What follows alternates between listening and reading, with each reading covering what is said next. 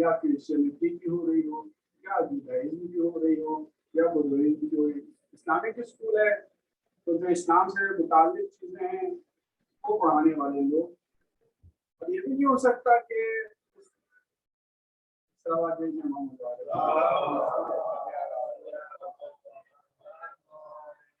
और ये भी मुमकिन नहीं है कि उस स्कूल में पढ़ाने वाले जाहिल हों,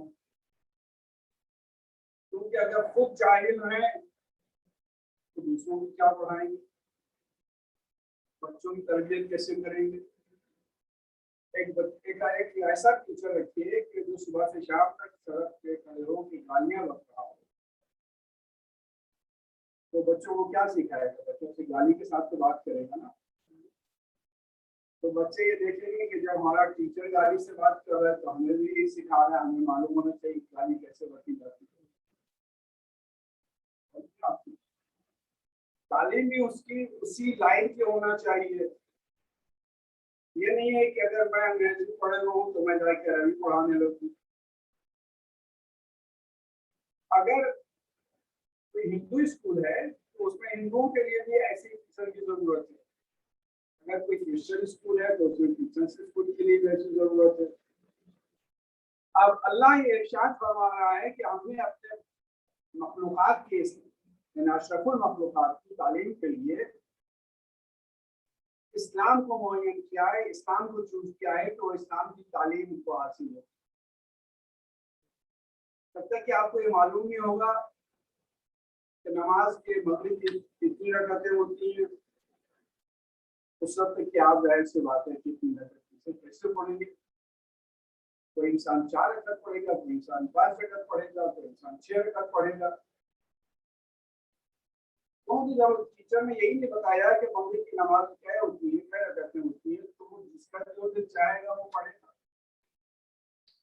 तो उसको ये भी मालूम होना चाहिए, अगर उसको ये मालूम होना चाहिए कि बुनियादी मसाइल क्या हैं, ये बुनियादी क्या है, वो भी उसको मालूम होना चाहिए। तो जैसा स्कूल होगा उसके टीचर्स को वैसे ही टीचर्स उसको चुनना होंगे जो साहिब इल्म हो, और साहिब इल्म होने के साथ साथ प्रैक्टिस वाले भी वैसे ही हो, साहिब अमल भी हो। और परवाह है आप लोग इन पर बात तवज्जो रखिएगा, बहुत इम्पोर्टेंट बात है और ये बहुत जरूरी बात है कि जो इंसानों के और बच्चों के जहन में रहे। अगर आपने मुझे टीचर रखा उस स्कूल में, मैं सब कुछ तालीम याफ्ता भी हूँ और मेरा तजुर्बा भी है और मैं क्वालिफाइड भी हूँ और पढ़ाना भी जानता हूँ, लेकिन जोहर की नमाज के वक्त मैंने जाके टीचर्स रूम में गप्पाबाजी शुरू कर दी या गेम्स रूम में जाके खेलने लगा, काम हलाल कर रहा हूँ, लेकिन जिस चीज की तालीम दे रहा हूँ बच्चों को उस तालीम के हिसाब से खुद अमल नहीं कर रहा हूँ, तो बच्चों पर क्या असर होगा कि ये टीचर साहब खुद तो नमाज पढ़ते नहीं जोहर की, हमको क्या बता रहे हैं। तो सुन तो जरूर लेंगे लेकिन कल्ब कबूल नहीं करेगा कि करना चाहिए। और फरमाइएगा, इस्लाम में जब मोहम्मद मुस्तफा सल्लल्लाहु अलैहि वसल्लम, जब अल्लाह ने पैगंबरों को भेजना शुरू किया और सिलसिला शुरू किया तो ये कहना शुरू कर दिया कि देखो हमारी सुन्नत है उसमें कोई तब्दीली नहीं होगी। जो हमने आदम को सिखा के भेजा है वैसे ही हमने नूह को भी सिखाया है, वैसे ही हमने इब्राहिम को भी सिखाया है। और इसमें कोई शर्त नहीं है कि बच्चा है कि जवान है कि बूढ़ा है, जब आएगा तो हमने जो तालीम दी है वही तालीम का इजहार करता हुआ आएगा। अगर इब्राहिम भले ही वो पहाड़ की कोह में तरबियत पा रहे हो माँ के साय में या माँ से जुदा, लेकिन जब वो देखेंगे सूरज को तो कहेंगे मेरा खुदा है। और इस तरह से वो दलीलें कायम करते जाएंगे इंसानों के लिए कि नहीं हर चमकती हुई चीज को खुदा नहीं कहना। उसके बाद जब वो गुरु हो जाएगा तो कहेंगे नहीं ये मेरा खुदा नहीं हो सकता, गुरु होने वाला मेरा खुदा नहीं हो सकता। बहुत फरमाया आपने। तो इस तरह से जब सितारा गिरेगा जमीन के ऊपर तो कहेंगे जो फूल हो जाए, जो गिर जाए, वो मेरा खुदा हो नहीं सकता। तो मालूम ये हुआ कि जो हिदायत अल्लाह ने जनाब आदम को भेजी थी, बिल्कुल वही हिदायत अपने दूसरे अंबिया को भी भेजी। तो देखा कि इंसानों की जरा सा इनका शऊर बढ़ गया है, इनकी अक्ल बेहतर हो गई है, तो अब ईसा को भेजा जो गोद में आए, तो आने के बाद अपने माँ की इस्मत की गवाही दी। देखिए अजीब बात है, तवज्जो चाहता हूँ आपकी। अजीब बात है, लोगों ने जनाब ईसा के ऊपर, जनाब ईसा की मादर गिरामी के ऊपर तोहमत लगाई। तो ईसा को जवाब ये देना चाहिए था कि मेरी माँ मासूमा है, ये कहना चाहिए था ना। तो लोग जब तोहमत लगा रहे थे जनाब मरियम की इस्मत के ऊपर, तो उन्हें ये कहना चाहिए था कि मेरी माँ मासूमा है, तुम लोग गलत तोहमत लगा रहे हो। जनाब ईसा ने यह नहीं कहा। क्या कहा? जब जनाब ईसा को ले आई हैं तो ईसा ने कहा इन्नी अब्दुल्लाह है आतानी किताब व जअलनी नबिया, मैं अल्लाह का बंदा हूँ, मुझे उसने किताब अता की है और मुझे नबी बनाया है। तो किताब निकाल के नहीं दिखाई कि मैं ये किताब लेकर आया हूँ, फिर सिर्फ जबान से कहा था कि मैं किताब लेकर आया हूँ, और लोगों ने मान लिया कि किताब ईसा लेकर आए हैं और इनको नबूवत मिली है। तो अच्छा, अगर इनको नबूवत मिली तो उसका ताल्लुक माँ से क्या है? यहाँ तो माँ की इस्मत पे सवाल हो रहा है ना। तो कहा मैं बंदे खुदा हूँ, मैं अब्दुल्ला हूँ और मुझे किताब अता की है और मुझे नबी बनाया है। ना नबूवत का कोई सबूत दिया, ना किताब का सबूत दिया, ना मादर ईसा की इस्मत का कोई सबूत दिया। लेकिन वो लोग जो उस वक्त मौजूद थे, कम से कम उन्होंने यकीन कर लिया कि अगर यह बच्चा बिल्कुल एक्स्ट्रा ऑर्डिनरी वे में बोल रहा है तो यकीनन ये अल्लाह की तरफ से आया है, क्योंकि खर्क आदत हो रहा है। जब खर्क आदत हो रहा है तो उसकी हर बात के ऊपर कबूलियत है। यानी बच्चा अगर बोल रहा है तो भले ही वो माँ के लिए ना कहे, लेकिन माँ की इस्मत का यकीन है। एक सलावत भेजे मोहम्मद वाले मोहम्मद को।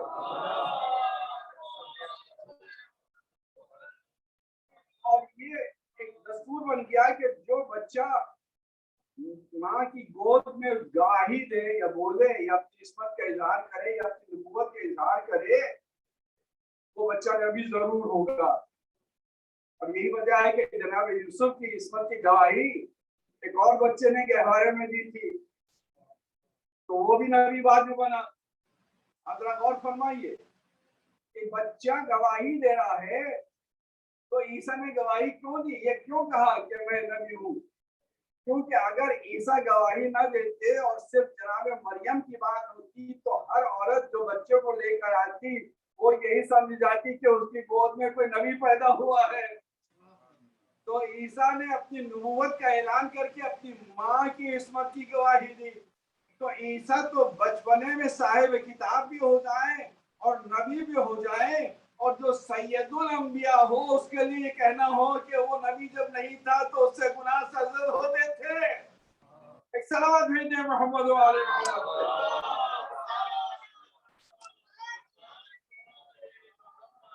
और ये ऐलान किया जाए कि जब से वो नबी हुए, कौन लोग लिख रहे हैं? वो है जो बड़े बड़े उलमा हैं, वो लोग कि जो इस्लाम के मानने वाले हैं, वो अपनी किताबों में लिखते हैं कि ये जब से वो नबी हुए उस वक्त से उनसे कोई गुनाह सरजद नहीं हुआ। तो जब नबी हुए तो गुनाह नहीं हुआ, तब से मासूम हो गए। तो अगर हमसे गुनाह हो रहे हो, हमसे कोई पूछे क्या आपसे गुनाह सरजद हो रहे हैं, तो मैं भी कह के निकल जाऊंगा कि अभी मैं नबी नहीं हुआ, जब नबी होगा तो गुनाह नहीं होंगे। बहुत फरमा रहे हैं आप। एक सलावत भेजते मोहम्मद वाले मोहम्मद।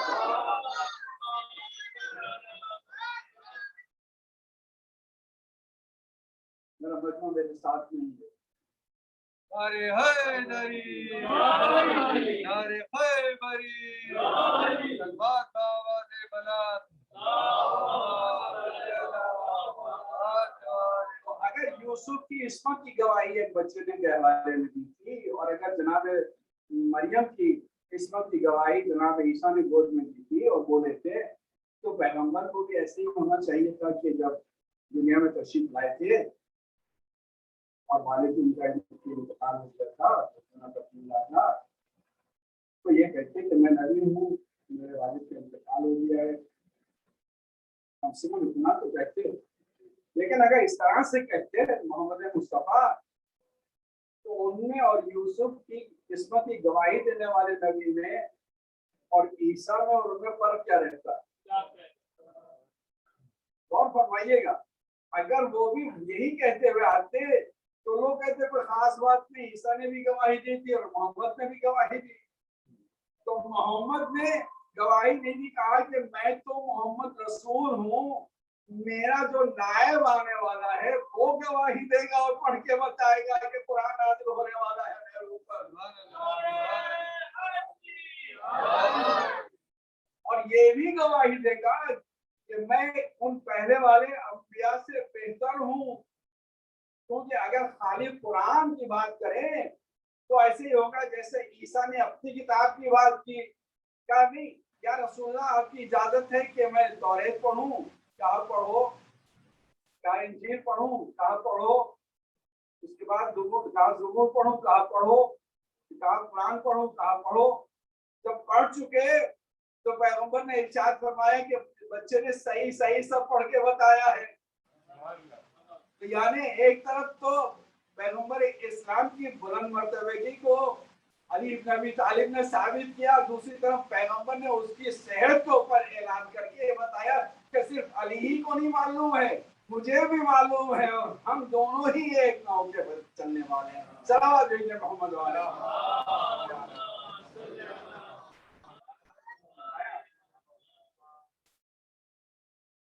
सलावत भेजिए, हटा लो तो अल्लाह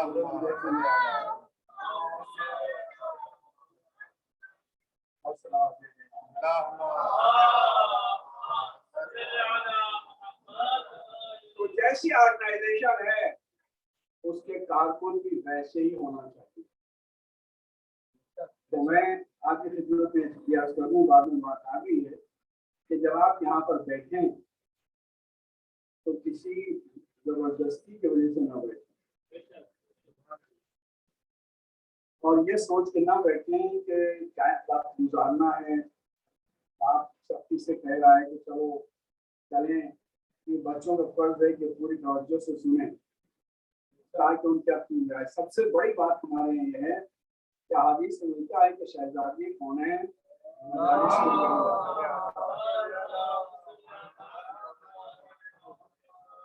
तो जब बैठे तो ये सोच के बैठे कि शहजादी भी इस फर्ज पर कहीं तशरीफ फरमा होंगी, तो एहतरामन हमको इस तरह से बैठना चाहिए, तो इस तवज्जो से सुनना चाहिए कि महसूस हो कि हम शहजादी की खिदमत में हाजिर हैं। एक सवाल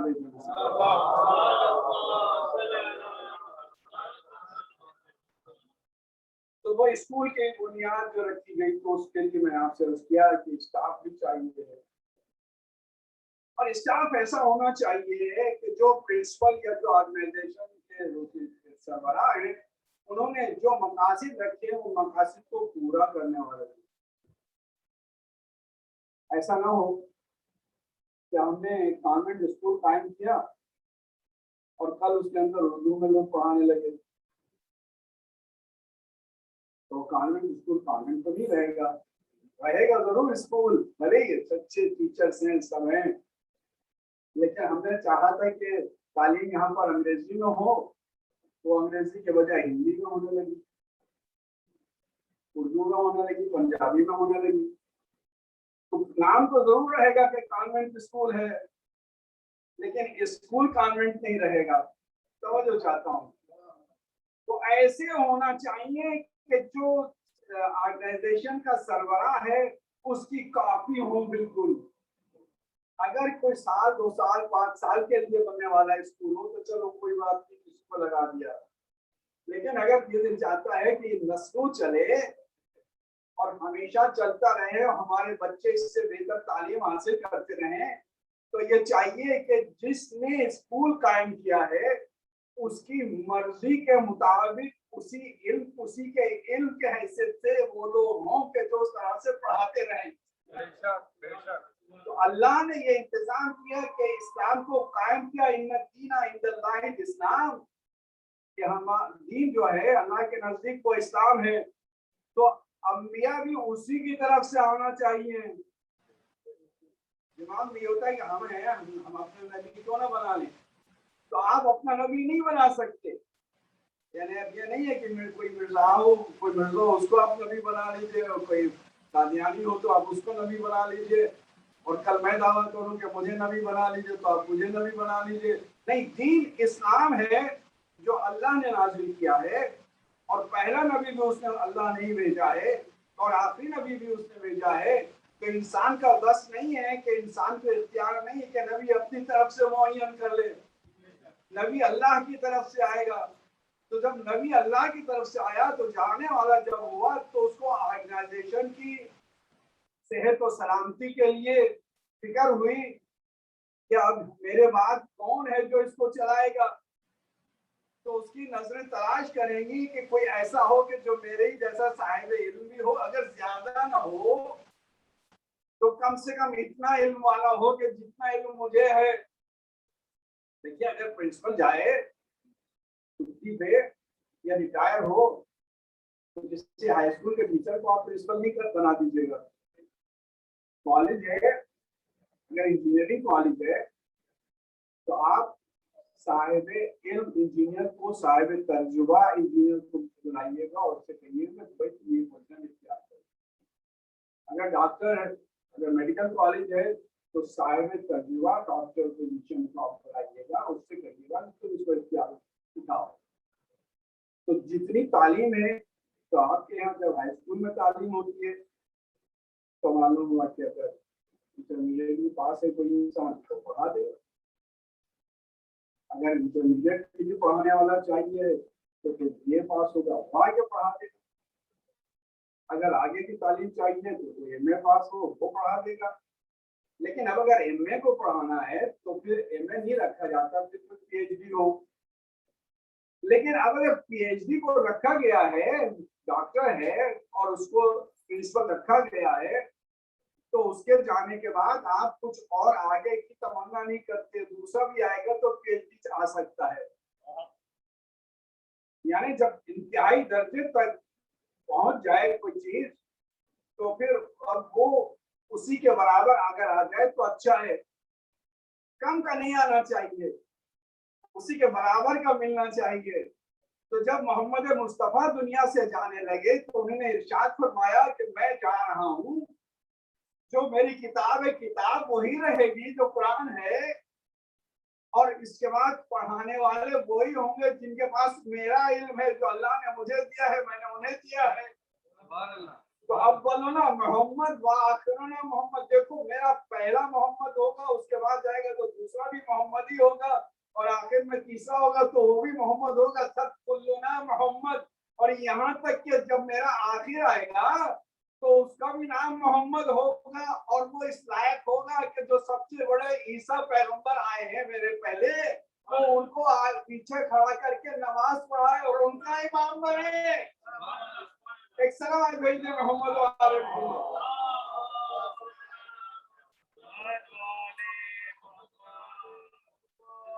तो आप जरा गौर फरमाइए कि जिसका आखिरी बेटा इस लायक हो कि ईसा को नमाज पढ़ाए, ईसा के आगे खड़े होकर नमाज पढ़ाए, यानी कि खुद से खड़े हो गए। उम्र में जाहिर सी बात है कि ईसा की उम्र ज्यादा होगी और इनकी उम्र कम थी होगी, तो कुछ तहजीब और तमीज भी होती है। पैगंबर के घराने का बच्चा है। गौर फरमाइए, तो जनाब ईसा से कहेंगे आप तशरीफ लाइए, आप नमाज पढ़ाइए, तो कहेंगे हुजूर मैं आपके होते हुए मेरी क्या मजाल के मैं नमाज पढ़ाऊं। ये इनकी शराफत थी कि अपने कहेंगे कि आगे आइए, वो उनकी शराफत है, वो कहेंगे आपके होते हुए मेरी क्या हिम्मत कि मैं आगे बढ़ूं। तो जिसका आखिरी बेटा, जिसका आखिरी नायब इतना अजीम हो कि ईसा को नमाज पढ़ाए, वो कितने जाहिल लोग थे कि जिन्होंने ये लिखा कि अली ने फुला के पीछे नमाज पढ़ी। एक सलावत भेजे मोहम्मद वाले मोहम्मद पे।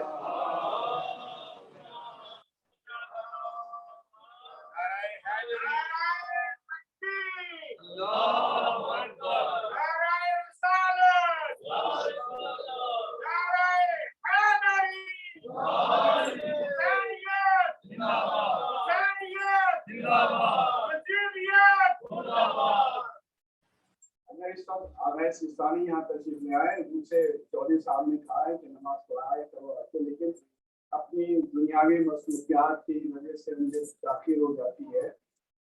तो मैंने आज कर दिया है कि मेरी पढ़ाई मैंने कहा कि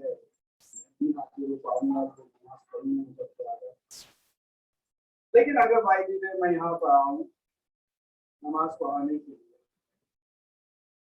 और कोई रात का बहुत बड़ा आलिम आता है और मैं उसके आगे खड़ा हो जाऊं, तो वो चाहे खामोश रहे लेकिन मेरी बदतमीजी जरूर जाहिर हो जाएगी। सब वो है कि जो लोगों को इजाजत देता हो, जो फतवे देता हो, ऐसा इंसान हो। और मैं एक जाहिर इंसान हूँ जिसकी किरात भी सही नहीं है, जिसको अरबी भी सही नहीं आती, और मैं आगे खड़े होकर ये नियत करूं कि मैं जमात की नमाज पढ़ा रहा हूँ, वो मेरे पीछे खड़े हो जाएं, तो लोग ये कहेंगे ये तो साथ खड़े थे, इन्हीं की नमाज नहीं हुई होगी। और अगर आगे सिस्तानी तशरीफ में आए तो लोग यही कहेंगे ये कितने खराब इंसान है। तो अगर कोई ये किसी ने ये किया है, तारीख में ऐसा कोई वाकया है कि कोई अली के आगे खड़ा हो गया अपने को शो ऑफ करने के लिए, और अली का जो कि खुद के अजीम के वो वारिस थे, पैगंबर इस्लाम के खुद के वारिस थे, उन्होंने मुझसे नहीं कहा कुछ, तो ये अली का खुद होगा कि खामोश हो गया। लेकिन ये तो उसकी नमाज खत्म होना थी, बातिल होना थी कि इमाम के आगे जा रहा है। सलावत भेजिए मोहम्मद वाले मोहम्मद।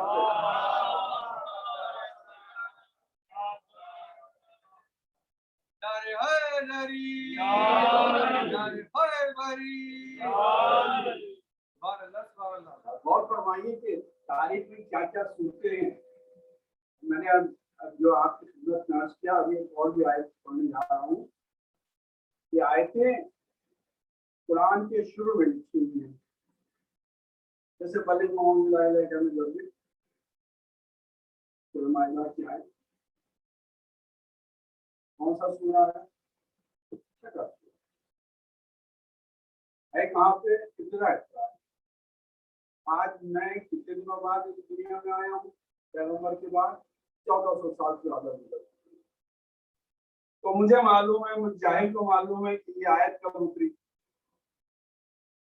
क्योंकि अल-यौमा अकमलतु लकुम दीनकुम व अतममतु अलैकुम निअमती व रज़ीतु लकुमुल इस्लाम दीना। ये उस सूरे की आयत है, और उस सूरे में ये उस जगह रखी गई है कि जहां पर कौन सा गोश्त हलाल है, कौन सा हराम है। तो अगर इस्लाम सिर्फ गोश्त खिलाने के लिए आया होता कि गोश्त खाओ और ये गोश्त ना खाओ, वो गोश्त खाओ, वो ना खाओ, तो कहते भाई सही आयत है। लेकिन अगर इस्लाम खाली गोश्त नहीं खिला रहा है, बल्कि नमाजें भी पढ़वा रहा है, रोजे भी रखवा रहा है, हज भी करा रहा है, दीन के अहकाम भी बता रहा है, और वो सब उसके बाद आ रहे, तो दीन कामिल कहाँ हुआ। अल-यौमा अकमलतु लकुम दीनकुम। मैंने एक अर्ज किया था अपनी पहली मजलिस में कि आपके बच्चों को कुरान पढ़ना चाहिए, और कुरान पढ़ के उसको समझना चाहिए, और आलिम दीन से पढ़ना चाहिए कुरान, किसी कारी से, किसी हाफिज से नहीं पढ़ना चाहिए। तो उसको कैसे पता चलेगा कि कौन सी आयत कहाँ पर रखी गई है। वो तो वही तो फादर कुरान जिस तरह से पढ़ाते हैं वैसे पढ़ाते चले जाएंगे। यानी अल-यौमा अकमलतु लकुम दीनकुम व अतममतु अलैकुम निअमती व रज़ीतु लकुमुल इस्लाम दीना। ये आयत कि मैंने आज इस्लाम मुकम्मल कर दिया, पालने वाले जब इस्लाम मुकम्मल हो गया था तो अब इतने और 20 पारों की क्या जरूरत थी कि जो तू भेज रहा है, मुकम्मल हो गया। तो बल्लिग के बाद की आयत जो बल्लिग पैगंबर को हुक्म हुआ था उस वो भी, और उसके बाद की आयत कि जब दीन मुकम्मल हो गया वो बिल्कुल शुरू में रख दी गई। और आयत आज मैं पढ़ रहा हूँ आपके खिदमत में, वो भी लिखेगा ऐसे मिलेगा इसी बारे में। पैगंबर दुनिया के सामने उन अफराद को पेश कर रहे हैं कि जो इस्लाम को लेकर चलेंगे और जो इस्लाम के हर मौके पर मदद करेंगे। एक मौका आया ऐसा कि जब नसारे हिंदुस्तान आए, ये क्रिश्चियंस थे और इनको भेजा गया, चुन चुन के भेजा गया उलमा को, ईसाइयों के, कि जाके रसूलुल्लाह से बहस करो और साबित करो कि ईसाइयत सही है और जो इस्लाम वो कह रहे हैं कि लेकर आए हैं नबी है वो सही नहीं है।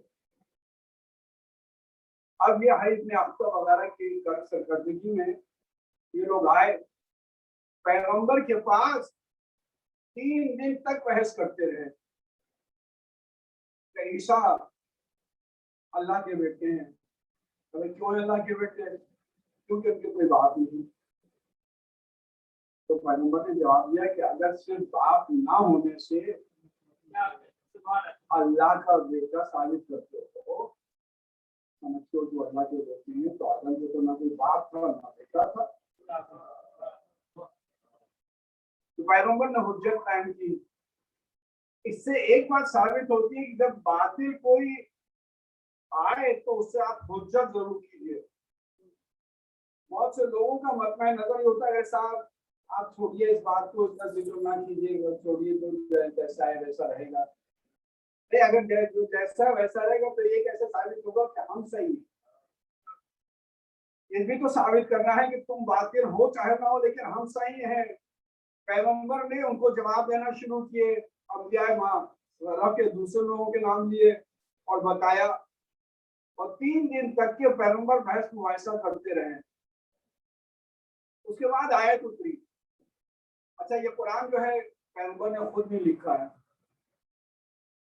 ये अल्लाह की तरफ से आयत उतरती थी और पैगंबर उसका इजहार फरमाते थे, और इसलिए अल्लाह ने हर तरह से एक सील लगा दी है, खत्म लगा दी है कि पैगंबर जो है उसका हर अमल जो है हमारे हुक्म से। कुल इन्ना सलाती व नुसुकी व महयाया व ममाती लिल्लाहि रब्बिल आलमीन। ये नबी हमारे, ये कह दीजिए आप इन सबसे कि इनके दिल में अगर कोई शक है कि अगर हुसैन आए हैं तो उसके ऊपर हुसैन को सजने में टूट दिया है, तो ये लोग देख कह रहे हैं कि हुसैन क्यों आ गए उसके ऊपर आए, इनको ये ख्याल नहीं कि बच्चे को पीठ पे लाते हुए नमाज पढ़ने। तो कुल देखिए हर चीज बहुत तफसील से है।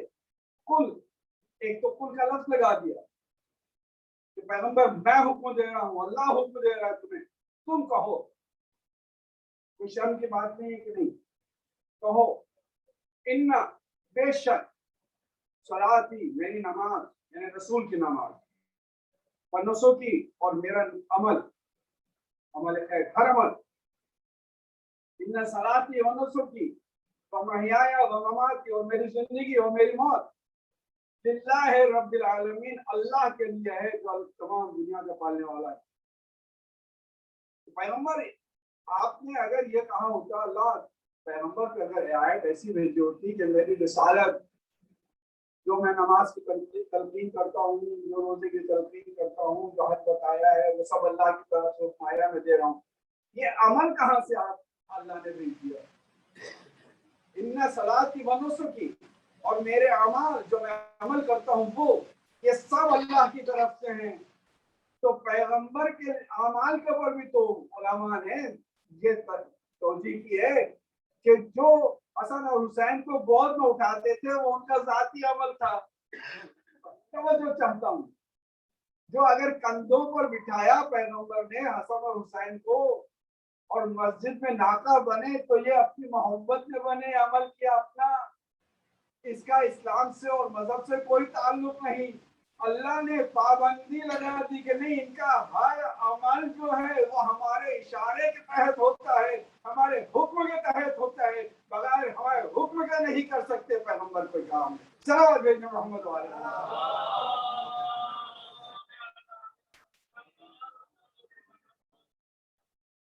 तो जनाब वो नसारे नजरान आए, तो 3 दिन तक के बहस करते रहे, बहस करते रहे, और पैगंबर को हुक्म था कि बहुत ही नरमी के साथ बहस हो, ये वो अखलाक लेकिन उन्होंने कहा नहीं साहब, हम नहीं मानते, आप जो कह रहे हैं वो हम नहीं मानते। देखिए, अगर कोई उसकी आंखें कमजोर हो तो आप दवा डालिएगा, उसकी आंखों में रोशनी हो जाएगी, आप क्यों कर दीजिएगा, उसकी आंखों में रोशनी हो जाएगी। लेकिन अगर कोई मादरदार अंधा हो तो उसकी आंखें कैसे? तो लोग ऐसे कहने थे या ये तय करके आए थे कि हम रसूल की बात नहीं मानेंगे। एक सवाल भेजिए, एक मैं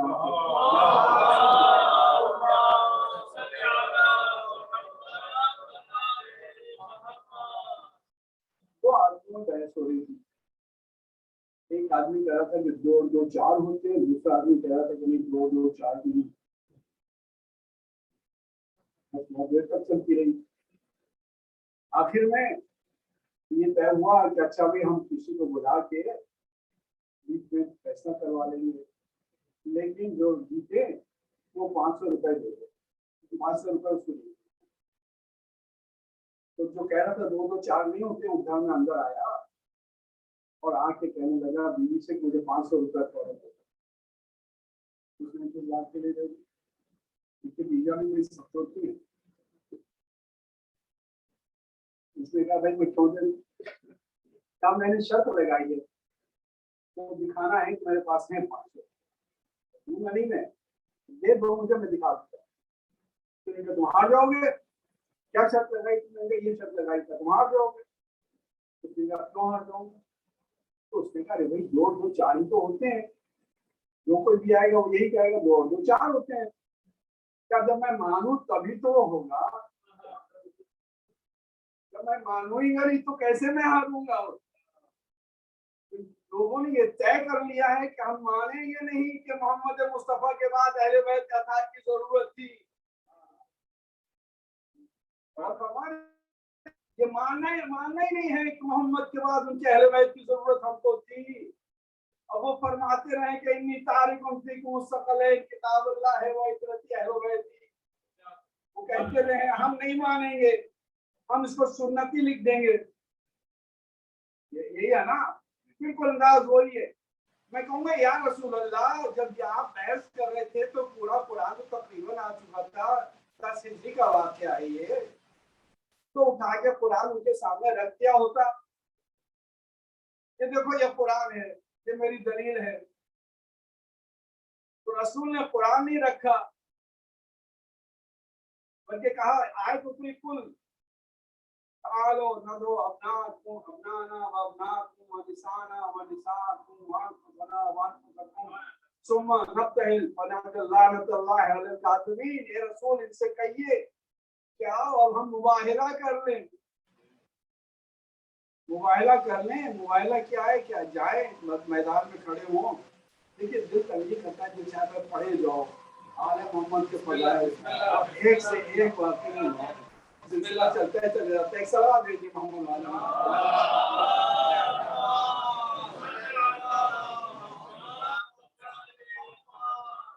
तो जो लोग तुमसे बहस कर रहे हैं उनसे को मुबाहिला कर लो। मुबाहिला ये कि मैदान में खड़े हो कि हम दुआ मांगे कि जो झूठे हैं उन पर खुदा अज़ाब नाज़िल करे, लानत करे, और वो उधर से मांगे। तो अगर वो सच, तुम सच्चे हो तो तुम मांगो, हम सच्चे तो हम मांगे। ठीक है, तो पैगंबर को चाहिए था कि कुरान मजीद बता करो जैसे हम रख रहे हैं भाई, जैसे इसको तुम मानो, इससे हम अपनी गवाही देते हैं। लेकिन आए तो उतरे क्या नहीं। अब पैगंबर को ये चाहिए था कि उनकी जितने भी औलादें थी वो सब लेके चले आते।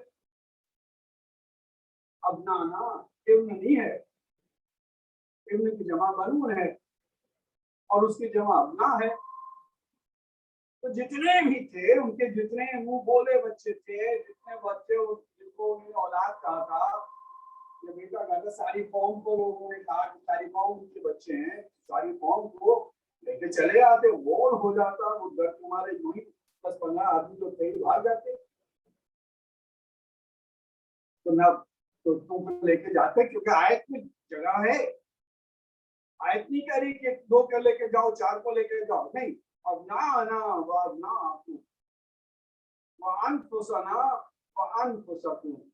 और मेरे जितने नफ्स हैं उनको मैं लेकर आता हूँ हमारे, और तुम अपने नफूस को लेकर आओ। निसाना व निसाकुम वानफुसना वानफुसकुम, मैं अपनी औरतों को लेकर आऊँ। तो कम से कम औरतें तो रसूलुल्लाह के पास बहुत थी। एक सवाल भेजे मोहम्मद वाले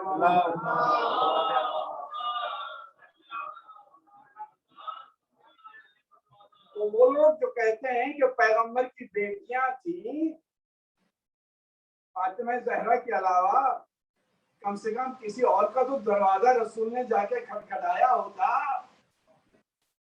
कोई एक बेटी के बाद अगर दूसरी बेटी वाला भी लेकर एक दूसरी बेटी भी लेके चला गया होता तो उससे कहा होता कि अपने घर पे अपराध को लेके आओ, अगर बेटियां नहीं तो उनके बच्चों को लेके आओ।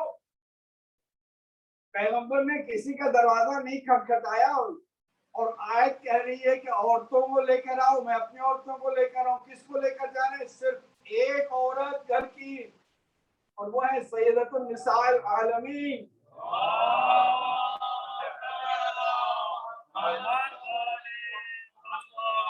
और बड़े बड़े लोग थे वो ये कहते थे कि हम तो अपनी जानें रसूल पर दे देते हैं, और हमने तो रसूल को बचाया वहां पे जहाँ दुश्मन आए थे लेने के लिए। ये सब लोग थे ना बड़े बड़े दावेदार जिन्होंने खिलाफत के ऊपर जो कब्जे किए, यही सब कहते हैं। तो क्या इनको नहीं ले जाना चाहिए था रसूल को कि भाई तुम हमारे नफ्स हो, हमारे साथ चलो? और फरमाइए। अच्छा हुजूर मोहतरम, एक बात सुन लीजिए आप कि पैगंबर इस्लाम ने जब जब आले मोहम्मद की मंजिलत को साबित करना चाहा तो खुले मैदान में किया। जब जब ताकि दुनिया देख ले, ये ना कहे कि हमने देखा नहीं था, वो तो रात का अंधेरा था। अगर रात का अंधेरा भी था तो उसमें भी सितारा जो था उसने पूरे शहर का चक्कर काटा था, फिर सैयदा के दरवाजे पर आया था। एक सलाम भेजने मोहम्मद वाले मोहम्मद।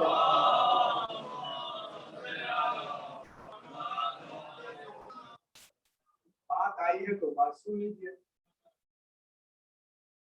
अगर सितारा उतरना भी था नीचे दरवाजे पर तो आसान तरीका था कि यूं उतरता ही चला आता, तो उतरना वहीं पर तो था।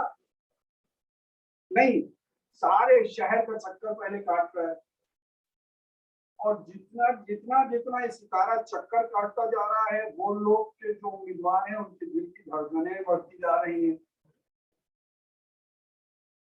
काश ये सितारा मेरे दरवाजे पर आ जाए। एक बार चक्कर काटा, फिर चक्कर काटा, पूरे मदीने के चक्कर काट रहा है कि काश। और वो देखता जा रहा है, मुस्कुराता जा रहा है। और उसके बाद फिर उतरा तो मालूम है कि सबकी जितने लोगों की ख्वाहिशात थी और तमन्नाएं थी वो सब खत्म कर दी। तो सितारा भी उतरा अंधेरी रात में रोशनी के साथ, यानी कि कोई छोटा मोटा सितारा उतर जाए। पैगंबर ने कहा देखो ये है मेरे मेरे अपने, जो अल्लाह को भी मालूम है मुझे भी मालूम है। जब बलिग मंजिला रह के आए तो उतरी तो 1,20,000 अफराद थे पैगंबर के साथ। मैंने पढ़ी थी, मैंने किसी तकरीर में मैंने कहा था, इससे इशारतन कह रहा हूँ कि जो रुक गए हैं, जो आगे बढ़ गए उनको बुला लो। मैं चला गया हूँ अपनी गाड़ी आगे लेकर, और आप जाए आगे, तुमको क्या खुदा शरीफ तो है। साहब आगे चले आ रहे, भाई साहब जरा से उठिए तो। चौधरी साहब ने बुलाया आपको, अल्लाह खैरियत तो है, क्या हुआ? हर एक इंसान में आता है दिल में। तो आगे बढ़ गए, और यमन की तरफ चला गया, कोई इराक की तरफ चला गया, कोई सीरिया की तरफ चला गया, कोई ईरान की तरफ चला गया। आखिरी साल है और पैगंबर का आखिरी हज है, इरशाद फरमाया कि मेरा आखिरी हज है। तो दुनिया भर के लोग जमा होकर पैगंबर के साथ हज करने गए थे। तो तारीख बताती है 1,20,000 का मजमा था पैगंबर के साथ उस साल हज में। और पैगंबर लोग चले गए और आयत उतरी और पैगंबर ने खामोशी इख्तियार की। तो कुरान की आयत उतरी कि बल्लिग मा उनज़िला इलैका मिन रब्बिक, पहुंचा दो। लेकिन ये भी हो सकता था कि लफ्ज इरशाद होता अल्लाह की तरफ से, अबलिग मा उनज़िला इलैक।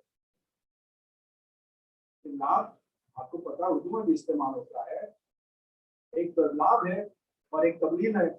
लफ्ज बल्लिग जो है तबलीग से, और इबलाग माने पहुंचाने, ये भी उससे। तो अबलिग नहीं आया, लफ्ज आया बल्लिग, क्योंकि इसमें जोर है, इसमें ताकीद है। बल्लिग मा उनज़िला, इसमें भी ताकीद है, मा उनज़िला इलैका मिन रब्बिक फ़इन लम तफ़अल, और अगर नहीं किया तुमने फमा बल्लग़्ता रिसालतहू, तो याद रखना कि रिसालत पूरी की पूरी चली जाएगी, पूरी की पूरी रिसालत। एक अगर विलायत अली न बयान हो, तो जिसके बयान न करने से, जिसकी विलायत बयान न करने से रिसालत मोहम्मद जा सकती है। अगर वो मुसलमान वो विलायत अली ना माने तो उसकी इस्लामियत कहाँ रहेगी? जब गौर फरमाइए, जब मोहम्मद की रिसालत वहां पर मंजिल में खतरे में आ गई, तो दुनिया भर का इस्लाम कैसे बचेगा? बताइए। सलावत भेजिए मोहम्मद।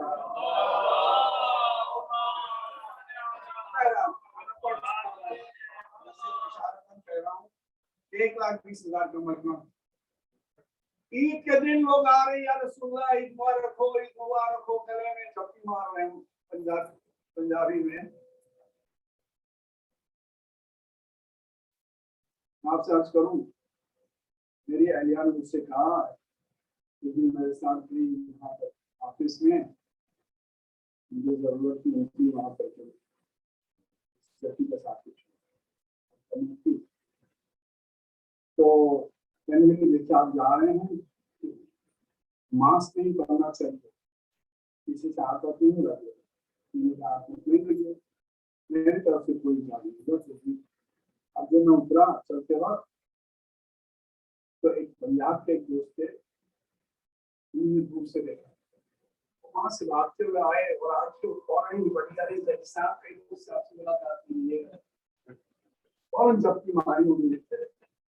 और झपकी मारने के बाद वहीं से मुझे पता चला है, मैंने बताया लोगों ने अच्छा झपकी आपके मार। तो उसके बाद फिर आगे बढ़े, आगे बढ़ने के बाद हाथ बढ़ा के हाथ मिला, बताइए जाने वाला अगर हाथ बढ़ा रहा है तो मैं कैसे कहूँ कि हाथ नहीं, मैं हाथ नहीं। तो मैंने तुमने मना किया था कि देखो ये किसी से मिलिएगा नहीं, हाथ मिलाइएगा नहीं, मिलाइएगा वो देखी भी हो गए, हाथ भी हो गया। एक सवाल भेजी मोहम्मद वाले।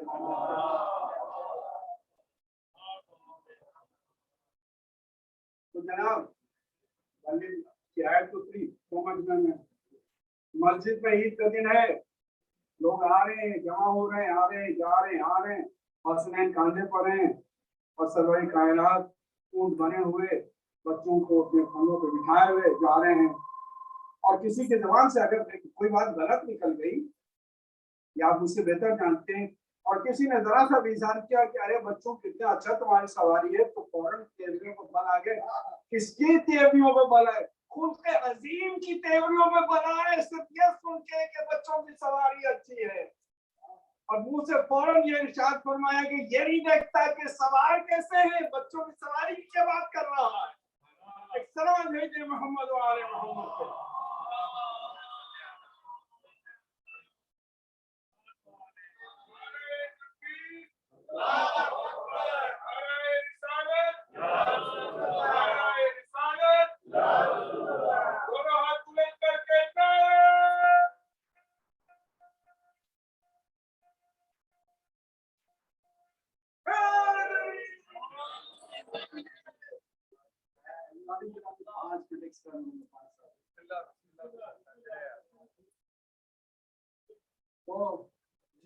मर्तबा भी पैगंबर को इजहार मंजिलत आले मोहम्मद बताना थी, तो खुली की जगह पर बताई।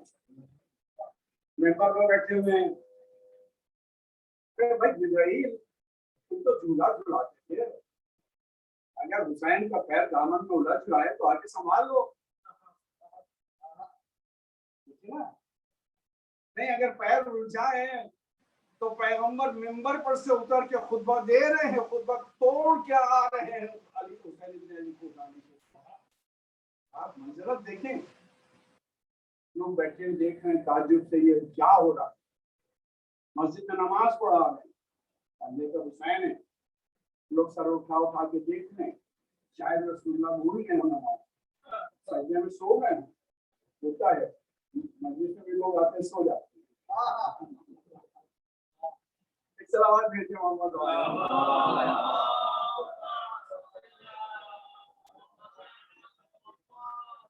तो वो समझे के साथ सो गए हम, और 70 बार सुभान रब्बिल आला व बिहम्दिही सुभान रब्बिल आला व बिहम्दिही।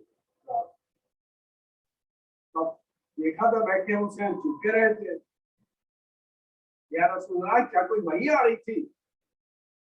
तो पैगंबर ने कहा हाँ वही आ रही थी, जिब्राइल मेरे कांधे पकड़े हुए थे, ये मोहम्मद अपने सर को नहीं उठाना अभी जब तक हुसैन खुद अपनी मर्जी से ना उतरे, जब तक हुसैन खुद अपनी मर्जी से ना उतरे। और हुसैन की मर्जी ये है कि रसूलुल्लाह की जबान से 70 मरतबा सुभान रब्बिल आला खत्म हो जाए। आपको पता है कि जब आप रमजान के जमाने में शब कद्र में, शब कद्र में आप लोग अमाल करते हैं, तो क्या आते सुभान रब्बिल आला व बिहम्दिही पढ़ना पड़ता है, अस्तगफिरुल्लाह रब्बी 70 बार। क्यों? इसलिए कि वो अदद अल्लाह को इतना पसंद आ गया कि आपको अस्तगफिरुल्लाह भी 70 बार पढ़ाता है। सुभान अल्लाह। एक सलावत भेजे मोहम्मद।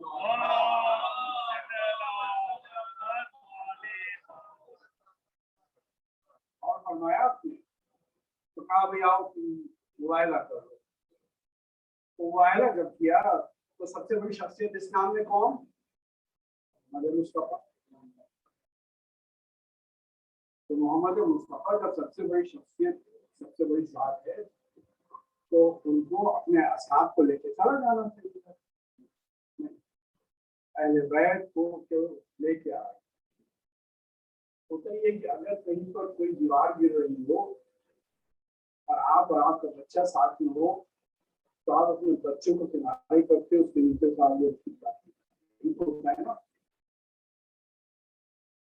कहीं पर कोई दुश्मन आपका अटैक करने वाला हो, तो आप बच्चों को पीछे करते हैं, खुद आगे बढ़ते हैं।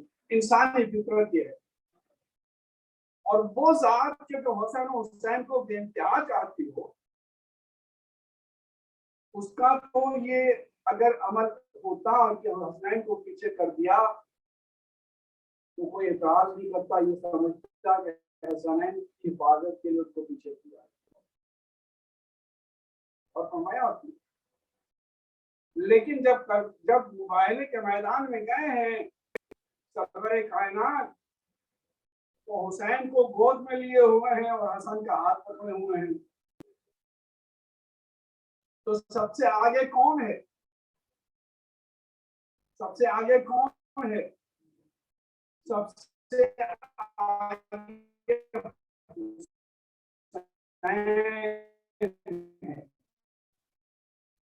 मिसाल के तौर पर तो हुसैन पे लगेगा ना पहले, तो हुसैन आगे है और पैगंबर हुसैन को साथ में आगे लिए हुए।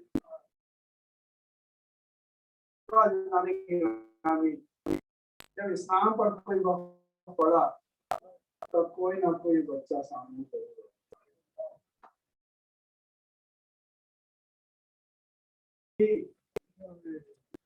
फातिमा ने इस्लाम को सहारा दिया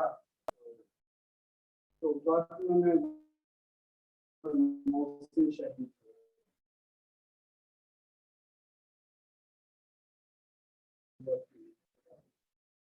तो जनाब आखिरी शहीद हुसैन से पहले शहादत का दर्जा बढ़ते ही रहा।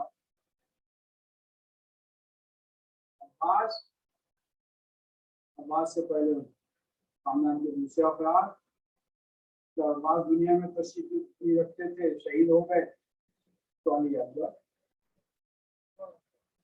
और जब अली अकबर नहीं रहे तो अली अकबर के बाद जो सबसे बड़ा हदिया हुसैन करबला के मैदान में हो गए। एक मरतबा इमाम हुसैन अलैहिस्सलाम आवाज देते हैं कि हल मिन नासिरिन हल मिन मुईनिन युइनना हल मिन नासिरिन हल मिन दाबिन।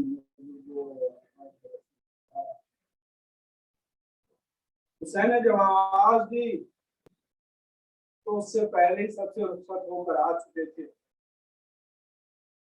तो ये मरतबा बीवियों ने गिरिया की आवाज जब बुलंद हुई तो हुसैन खेमा पर तशरीफ लाए। ए बहन ज़ैनब, मैं अभी तो तुम्हें सभी की तलकीन करके आया। ये बहन उम्मे कुलसूम, मैंने अभी अभी तो तुम्हें सब्र की तलकीन की थी। ये उम्मे लैला और अबाद, तुम लोगों ने मेरी जिंदगी में क्यों सब्र का दामन छोड़ दिया। कहा मौला क्या करें, आपके इस्तिगासे की आवाज सुनकर अली असगर ने अपने को झूले से गिरा दिया। मैं कहूँगा उधर जनाब ईसा ने माँ की इस्मत की गवाही दी थी, इधर अली असगर ने हुसैन की प्यास और तशरीफी की गवाही दी। अली असगर ने अपने को झूले से गिरा दिया। हुसैन ने कहा कि अच्छा अल्लाह अली असगर को मुझे दे दो। एक मरतबा हुसैन अली असगर को गले से लगा के मैदान में आए और इतनी सख्त धूप थी। आप लोगों को इसका अंदाजा है कि आजकल धूप कैसी होगी। करबला में रिवायात से पता चलता है कि इतनी सख्त धूप थी कि सूरज नीचे आ गया था। हुसैन अब इब्न अली के इम्तिहान के लिए हुसैन ने कहा था वाले सूरज करो, जितना इम्तिहान लेना चाहे दुनिया में तू मेरा इम्तिहान ले ले, लेकिन मेरे दीन को बचा दे। जिब्रील को बहुत तकलीफ थी कि जिस बच्चों को जिब्रील ने झूला झूला के पाला है वो तकलीफ में मुब्तला है। एक मरतबा जब सूरज की शुआएं हुसैन के ऊपर सीधी पड़ने लगी तो जिब्रील ने कहा पालने वाले, मैंने हुसैन को अपने हाथों से पाला है, कैसे देखूं कि हुसैन के सीने पर सूरज की शुआएं उस हाथ में पड़ रही है। क्या जिब्रील जाओ मेरे इस बंदे की मदद करने के लिए जाओ, मेरे बंदा कबूल कर ले। ये इब्राहिम थे कि जब जिब्राइल आए थे और ये कह के आए थे कि पालने वाले मुझसे नहीं देखा जाते कि इब्राहिम को आग में फेंका जा रहा है, क्या ये इजाजत है कि मैं जाऊं और मदद करूं। कहा अच्छा जाओ, अगर इब्राहिम कबूल करे। तो इब्राहिम के मुंह से ये निकला था, कहा था जिब्राइल ने क्या हल लगा हाजा, क्या कोई हाजत है तुम्हें।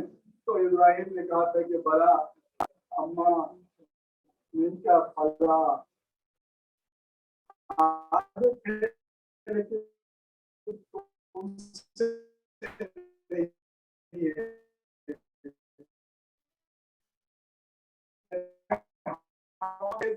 तुम क्यों आ गए। कहा कि हुसैन देखा नहीं चाहता कि इतना सख्त है, की है। कहा जिब्राइल हट जाओ, ये मेरा इम्तिहान है, मेरे इम्तिहान में मैं नहीं चाहता कि कोई और शरीक हो। हुसैन उस गर्मी के हालत में बच्चे के ऊपर हवा का साया करके मैदान में लड़े।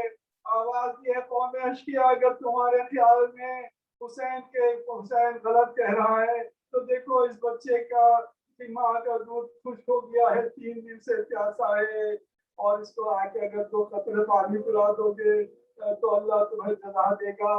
ये कहा था लेकिन कोई भी नहीं आगे बढ़ा। तो एक मरतबा हुसैन ने जनाब अली असगर से कहा कि बेटा अली असगर, मैं तुम हुज्जत खुदा के पसंद हो, हुज्जत खुदा हो, तो जो आप अपनी जबान अपने मुंह पे फेर के अपने होठों पे फेर के बता दो कौन है क्या से कि तुम क्या से हो। बस ये खामोश कान में चुपके से कहा था हुसैन ने। लेकिन बच्चा इतना समझदार था कि एक मरतबा यज़्द ने सूखी जबान अपने सूखे हुए होठों को जब फेरी तो दुश्मन मुंह फेर फेर कर रोने लगे। फिर भी लेकिन किसी की हिम्मत नहीं पड़ रही थी कि आगे आए। तो एक मरतबा हुसैन ने सरजमीन करबला पर जलती हुई रेत के ऊपर रबाब के इस बच्चे को स्कूल से बच्चे को लिटा दिया। अभी तो यकीन नहीं है तो लो मैं हटा जाता हूँ। तुम आके अली असगर को पानी पिला दो। तो हमारे साथ देखा है लेकिन कोई आगे नहीं बढ़ता। एक मतलब बच्चे को हुसैन ने उठा लिया गले से लगाया कलेजे से लगाया। बच्चा जबान फेर के बता रहे अपने होठों पे के प्यास के मारे हम बेचैन है। हुरमुला को आवाज दी हुरमुला कहाँ है तू कहाँ है तू बड़ा तीरबाज है। कहा नहीं जाता है कि हुरमुला इतना जबरदस्त अंदाज था कि जो चीज अपने पास रखता था अगर उससे ऊँट को नहर करना होता था तो ऊँट नहर हो जाता था। तो एक मरतबा हुरमुला ने 3 भागा तीर को अपने कमान में लगाया चाहा कि अली असगर की तरफ फेरे लेकिन एक मरतबा वो तीर न फेंक सका इधर उधर हो गया। दूसरी बार चाहा दूसरी बार फिर नहीं फेंक सका। लोगों ने उससे पूछा कि हुरमुला तू तीर क्यों नहीं फेंक रहा है। कहा मैं क्या करूं जब मैं तीर का निशाना लगाता हूँ कभी रसूलुल्लाह का चेहरा दिखाता है तो कभी नजर आता है हुरमुला। अरे ये मेरा बच्चा बहुत कमसिन है ये 6 महीने का बच्चा है इतना बड़ा तीर अली असगर की तरफ ना फेंक। लेकिन एक मरतबा हुरमुला ने आके सर झुका के 3 भाग का तीर वाली असगर की तरफ ऐसा फेंका रिवायत कहती है कि अपन कलम सभी वाला इमाम बच्चा बाप के हाथों पर उलट गया। हुसैन इब्न अली ने देखा तो तीर हुसैन के बाजू में लगा अली असगर के गले को छेद लगा। एक मरतबा हुसैन ने अली असगर के तीर के गले से तीर निकाला। क्यों ना हुसैन जब अली अकबर के सीने से नेज़ा निकाला आपने ये पर्ची निकाली तो उस वक्त अली कहा यकीनी तौर से जब अली असगर के गले से तीर निकाला होगा तो अली जरूर कहा होगा। जब अली असगर के गले से तीर निकाला तो चंद कतरे खून के अली असगर के गले से सूखी हुई गर्दन थी सूखा हुआ गला था। लेकिन हुसैन नहीं चाहते थे कि ये खून जमीन पर गिरे। एक मरतबा चुल्लू में खून लिया क्या आसमान की तरफ फेंके आवाज है हुसैन या खुद हमारी तरफ न फेंकेगा जमीन की तरफ। जमीन आवाज दी कि मौला अगर ये खून फेंकेगा तो एक दाना निकलेगा। हुसैन ने खून अपने चेहरे पे मला और उसके बाद अली असगर की लाश को अपने दामन से अपने अबा के दामन से ढाक के आहिस्ता आहिस्ता खेलने की तरफ चले। इन्ना लिल्लाहि व इन्ना इलैहि राजिऊन रज़न बिक़ज़ाइहि व तस्लीमन लिअम्रिहि ये कहते हुए आगे बढ़ते थे। हुसैन जैसा बाहिम्मत इंसान इस दुनिया में लेकिन अली असगर की शहादत ऐसे हुई कि हुसैन की हिम्मत नहीं पड़ रही है जैसे खेमे में अंदर जाए बार बार जाते हैं आते हैं। एक मरतबा दया खेमा पर आए आके आवाज दी रबाब आके अली असगर को ले जा। लेकिन रबाब के आने से पहले एक मरतबा सकीना दौड़ती हुई आई आवाज दी बाबा अली असगर को पानी पिला लाए मुझे पानी नहीं पिलाया। हुसैन कुछ नहीं बोले तो चुपके से हवा का दामन अली असगर से हटाया। जब देखा तो अली असगर का उनका ढला हुआ इमाम ने अली असगर को रबाब की तरफ पढ़ाया। लेकिन रबाब ने एक जुमला कहा क्या कहा क्या मिस्र का यूनहर क्या तेरे जैसे बच्चे भी नहर किए जाते हैं अली असगर। और ये माने कलेजे से लगाया। हुसैन ने अली असगर को वापस रबाब से लिया और आके खेमे के पीछे अपनी तलवार से कब्र खोदी। मेरा ख्याल है मेरा दिल कहता है कि ये मौला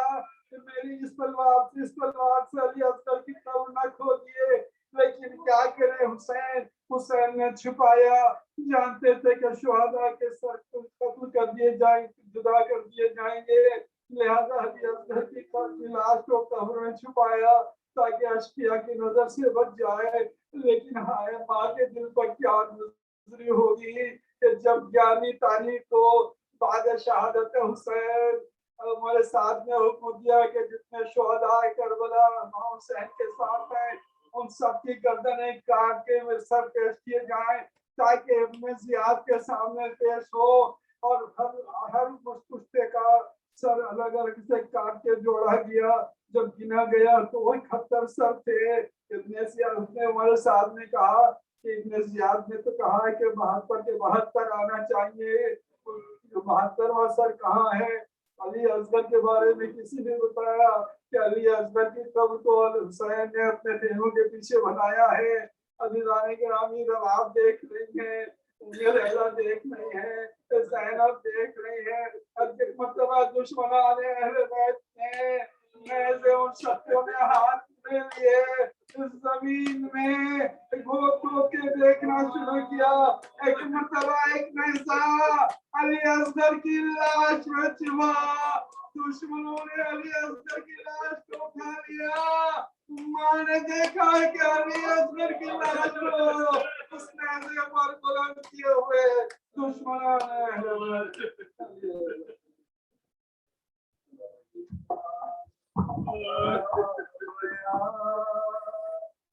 इसको दो बलोरिया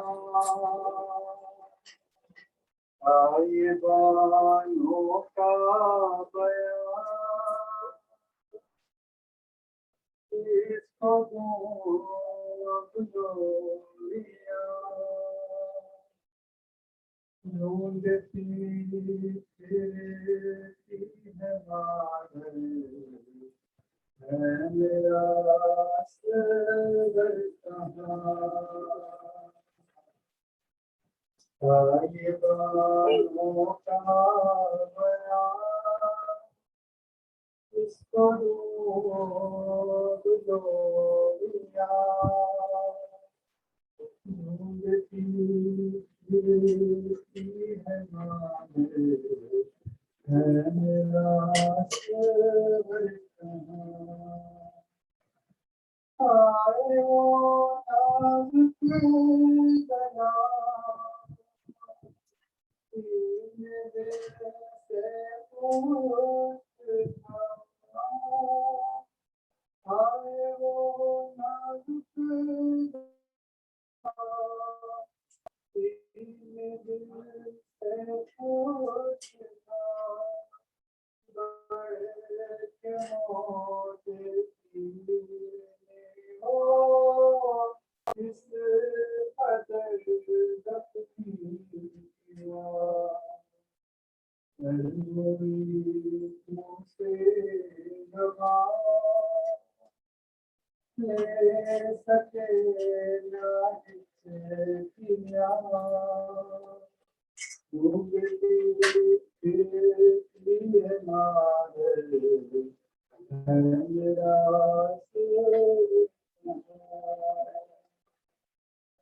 आए बानों का बयान, इसको बलोरिया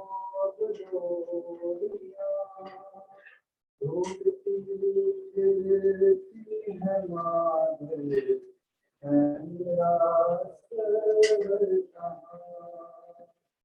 आए बानों का बयान, इसको बलोरिया फिरती